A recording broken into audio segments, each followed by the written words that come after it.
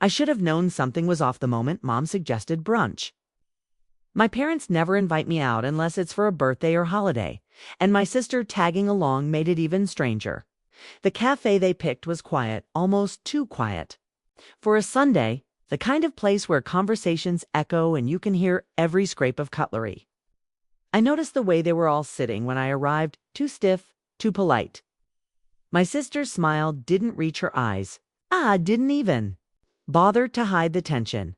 His jaw was clenched like he was grinding stones. It felt like an ambush before I even sat down. The waiter came, dropped menus, and left us with steaming mugs of coffee. Nobody touched theirs at first. Mom tried to play casual, asking about my job, about the garden on the land Grandpa left me. Her voice was sugary, the kind of sweetness she used when she wanted something. I could feel my stomach knotting tighter with every passing second. Then she finally said it. "You know, sweetheart," she began, laying her hand over mine like I was still a child. "Your sister's been going through a hard time. She and Michael can't find a house they can afford. It's heartbreaking, really. And it's unfair when you're sitting on all that land." My fork paused midair. I stared at her, waiting for the punchline.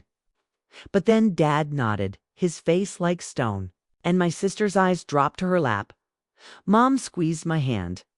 "We think it would be best for the family if you transferred the deed to her. It's the right thing to do." For a heartbeat, the world seemed to still. I could hear the hiss of the coffee machine behind the counter, the scrape of a chair. Across the floor at another table, the faint clink of silverware. All normal sounds, but to me they felt like alarm bells. My parents had rehearsed this. They'd lured me here for one reason: to corner me. I set my fork down slowly, deliberately, like lowering a weapon. No. The word came out flat, but the tension it unleashed was anything but. Mom blinked as though she hadn't heard me right. My sister's lips parted, already forming an argument. Dad's eyes narrowed, his jaw tightening further. "Excuse me?" Mom's voice was brittle now. I leaned back. "The land was Grandpa's. He left it to me. I've worked every inch of it myself. It's not up for debate." My sister let out a sharp breath, then jumped in. "You don't understand. We can't keep renting forever. You don't even need that land. You've got your own place. You can help me for once, instead of hoarding everything." Hoarding. The word burned. That land wasn't some pile of gold I'd locked away, was sweat, memory, and legacy. I kept my voice steady, though my pulse was racing. "I'm not giving it up. That's final." Mom's cheerful mask cracked completely. "Do you hear? Yourself? You sound heartless." Family sacrifices for each other. You'd rather see your sister struggle than part with a patch of dirt. The cafe noise dimmed around me. I noticed the people at the next table stop eating, pretending not to. Listen, but leaning slightly closer. Dad finally spoke, his voice low but dangerous. "We've given you everything, and this is how you repay us." That land should have been hers from the start. Something inside me snapped. No. Grandpa made his choice. He trusted me with it. If you wanted it for her, maybe you should have been honest back then instead of waiting until now to spring this on me. That's when Dad exploded. His hands slammed against the table, making the plates jump and the silverware rattle. A mug tipped, spilling coffee across the table, seeping into Mom's napkin.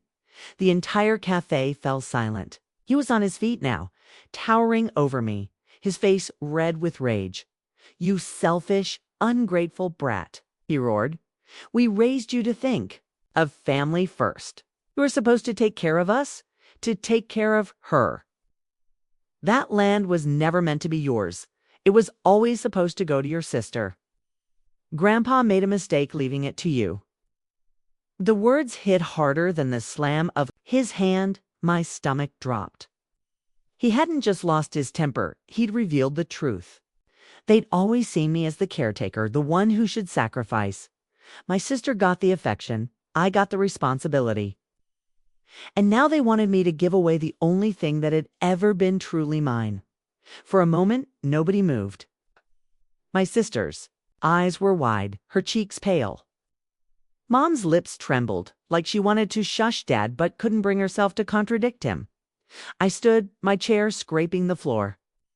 My hands were shaking, but my voice came out clear. No, you can scream. You can guilt me, but I won't give up what's mine. If that's what family means to you, then I guess I don't belong in it. I walked out, the bell above the cafe door jingling mockingly.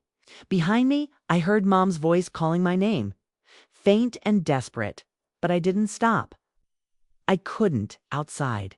The sunlight felt too bright, the street too loud after the suffocating silence of that cafe.